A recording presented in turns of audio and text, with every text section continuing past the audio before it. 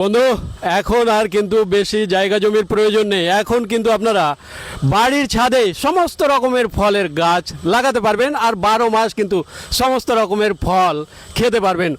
আসসালামু আলাইকুম, আমি আবু রেহান। আমি এখন রয়েছি কালিয়াচক থানার চুরিয়ালা মোড় কাঠফাড়া মিলের পাশে বিশ্বাস নার্সারিতে।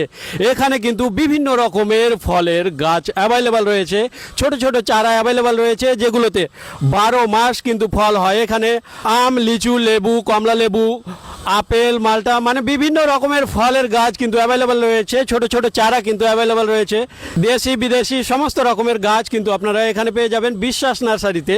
আমরা দেখে নেব একে একে কোনটা গাছ কেমন রয়েছে, কি প্রজাতির রয়েছে, সবকিছুই আপনাদের দেখাবো। এটা আপনার ইন্ডিয়ান মৌসুমি গাছ। আচ্ছা, 12 মাস হবে? 12 মাস ফল হবে, বছরে দুবার ফল হবে এগুলো।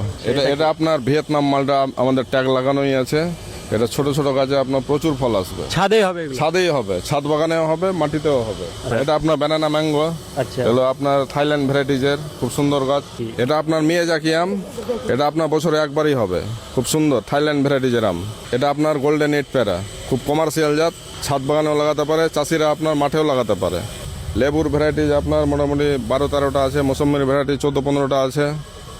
এটা আপনার জামরুল আছে, গ্রিন জামরুল আর রেড জামরুল।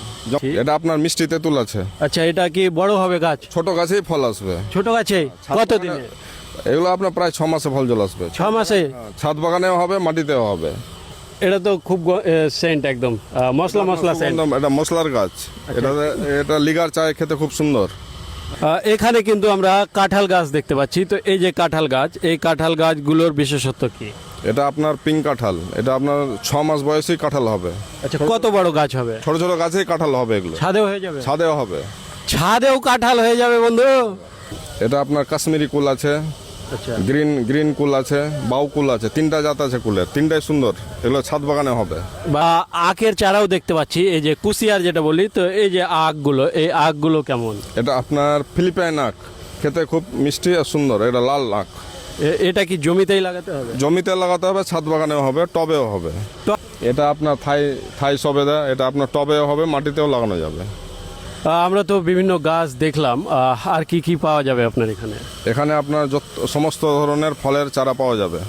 এই যে আপনার নার্সারি, এই নার্সারির ঠিকানা কি আছে? এটা আপনার কালীচক, শিলামপুর, চুরিয়ালা মোড়, কাঠফাড়া মিলের পেছনে।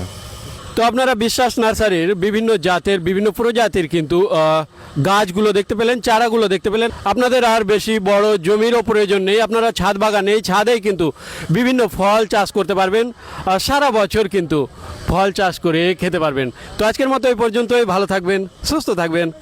খোদা হাফেজ।